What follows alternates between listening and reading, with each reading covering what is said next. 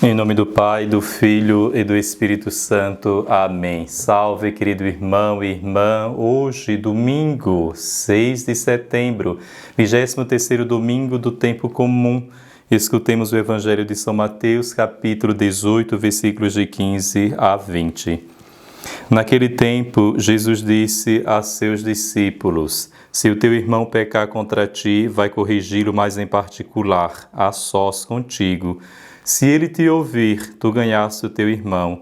Se ele não te ouvir, toma contigo mais uma ou duas pessoas, para que toda a questão seja decidida sob a palavra de duas ou três testemunhas. Se ele não vos der ouvido, dize-o à igreja. Se nem mesmo a igreja ele ouvir, seja tratado como se fosse um pagão ou um pecador público. Em verdade vos digo, tudo o que ligardes na terra será ligado no céu, e tudo o que desligardes na terra será desligado no céu. De novo, eu vos digo, se dois de vós estiverem de acordo na terra sobre qualquer coisa que quiserem pedir, isso lhes será concedido por meu Pai que está nos céus. Pois onde dois ou três estiverem reunidos em meu nome, eu estou aí no meio deles. Palavra da salvação. Queridos irmãos e irmãs, no Evangelho de hoje, nosso Senhor nos ensina 3 etapas no processo da correção fraterna. É bom lembrarmos que não se trata aqui de uma técnica para o bom convívio, para a harmonia entre as pessoas. Não é apenas isso. Claro que pode ter também essa conotação, mas a prioridade é que a correção fraterna seja em vista da salvação do irmão. E a condição para que nós possamos corrigir alguém que erra conosco, seja na nossa casa, na nossa família, quando um pai ou quando um filho, uma filha, um esposo, a esposa, quando todas as pessoas que nós encontramos na nossa vida erram, o fundamento principal para a correção é o amor. São Paulo, na segunda leitura aos Romanos, nos dá hoje um grande ensinamento. Não fiqueis devendo nada a ninguém, a não ser o amor mútuo, pois quem ama o próximo está cumprindo a lei. O amor é o cumprimento perfeito da lei. Então, São Paulo já nos dá o critério para que nós corrijamos o irmão que erra: a caridade, o amor. E são 3 modos de correção. Então, a primeira etapa consiste em corrigir o irmão a sós. Em particular, se o teu irmão pecar contra ti, vai corrigi-lo em particular, a sós contigo. Que beleza esse texto, que ensinamento muito belo. Por que Jesus pede para que se corrija a sós?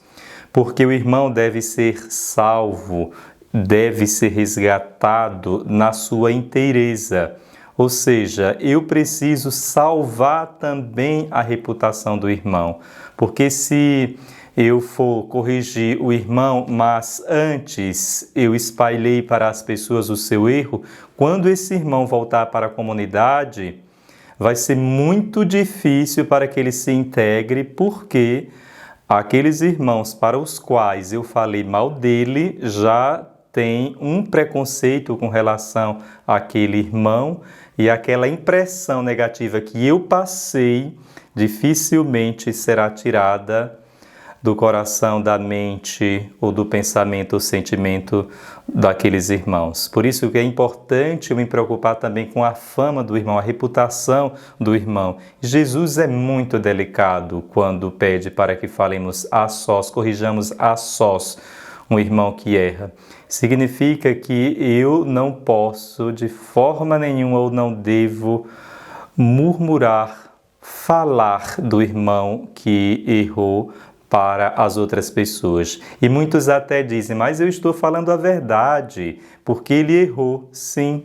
Mas a verdade ela cede espaço para o amor. A verdade sem o amor de nada serve. E é um pecado gravíssimo nós destruirmos a reputação de um irmão. Por isso que é importante que hoje, escutando este Evangelho, tenhamos a delicadeza de salvaguardar a integridade do irmão. E nos diz nosso Senhor, se ele te ouvir, tu ganhaste o teu irmão. Ou seja, aqui está o critério fundamental da correção. Tu ganhaste o teu irmão. Na verdade, ganhamos aquele irmão para Deus. O objetivo aqui é ganhar o irmão, conquistar o irmão para Cristo. Não é vencer o irmão, eu não vou corrigi-lo para oprimi-lo, eu não vou corrigi-lo para humilhá-lo, eu não vou corrigi-lo para vencê-lo, para demonstrar que eu sou o certo e ele é o errado. Eu vou corrigi-lo fundamentado na caridade fraterna. Inclusive, é um grave dever eu procurar o irmão que erra. Por isso que a primeira leitura nos diz, se não advertires o ímpio, eu te pedirei contas da sua morte. É importante nós procurarmos o irmão. Nós temos o grave dever de procurar o irmão quando ele errar. Porque o que é o pecado? É a quebra, a ruptura da fraternidade.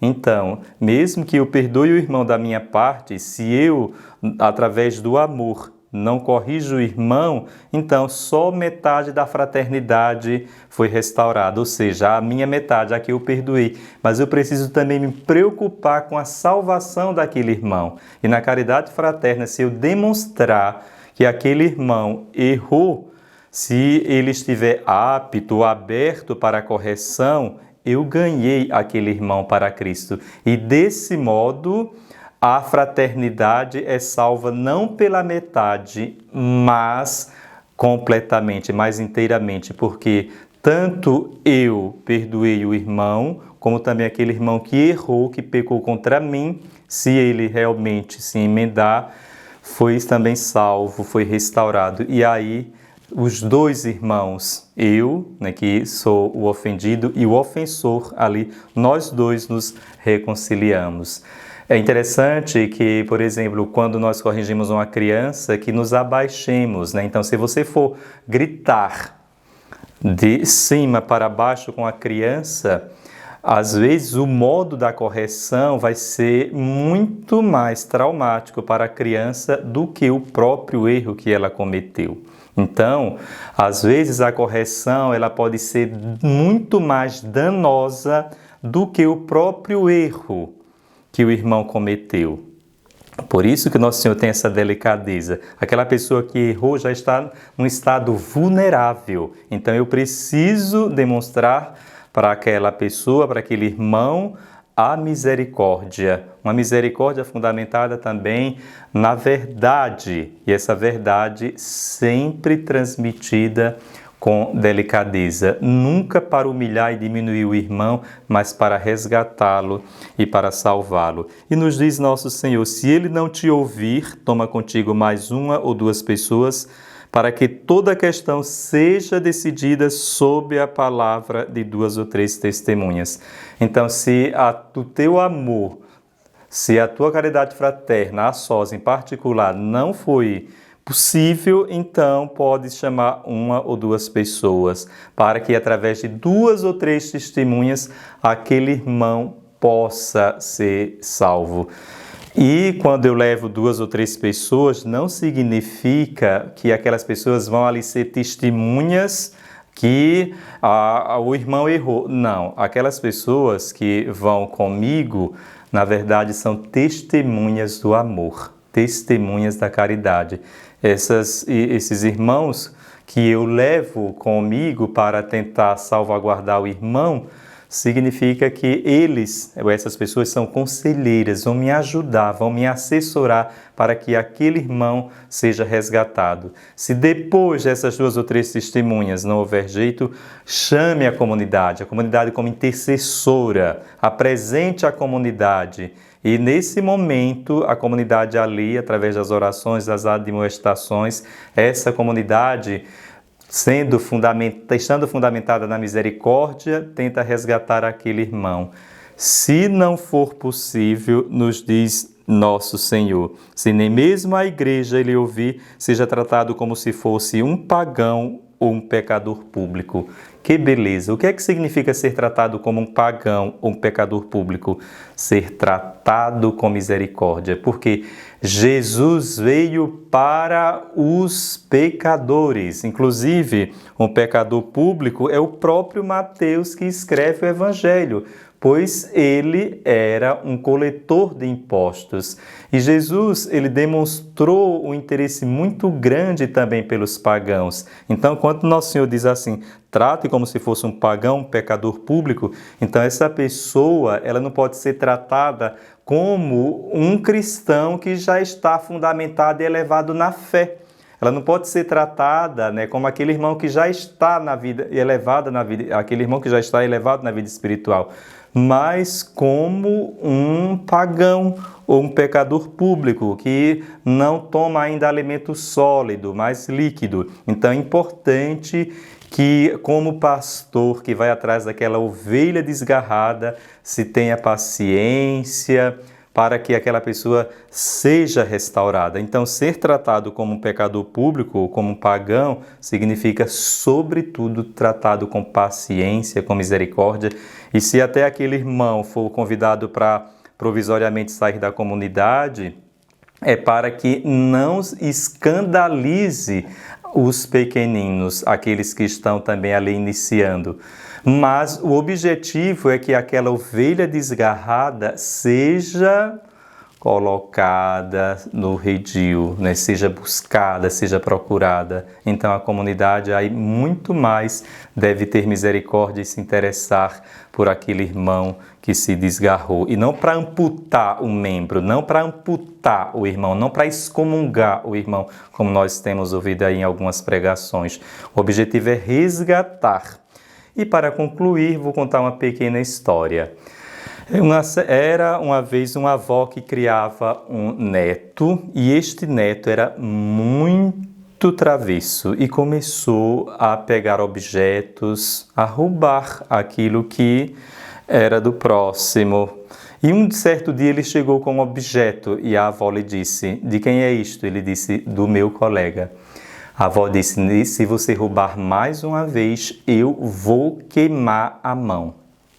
E o neto, descumprindo mais uma vez a ordem da avó, chegou com outro objeto roubado. Então a avó pegou um tição abrasado, chamou o neto, tomou a mão do neto, mas em vez de queimar a mão do neto, queimou a própria mão. A avó queimou a mão dela. E naquele momento o neto ficou assombrado, assustado e ao mesmo tempo fez uma promessa que nunca mais roubaria nada. Nunca mais pegaria um objeto do irmão. Claro, é uma história muito antiga, mas para ilustrar que a nossa agressividade nunca deve ser contra o irmão. Se você estiver irado, se você estiver num estado de rancor, em vez de você ferir o irmão, fira-se. Nosso Senhor foi violento com Ele próprio quando assumiu a cruz como o maior objeto de tortura, não para oprimir o outro, mas a si mesmo. Ou seja, primeiramente nós devemos estar com os nossos olhos puros, o nosso coração puro. Quando você for corrigir o irmão, olhe primeiro para a trave que está dentro do seu próprio olho, para depois tirar o cisco que está no olho do irmão. O Senhor esteja convosco, Ele está no meio de nós. Abençoe-vos Deus Todo-Poderoso, Pai, Filho e Espírito Santo. Amém. Louvado seja nosso Senhor Jesus Cristo, para sempre seja louvado.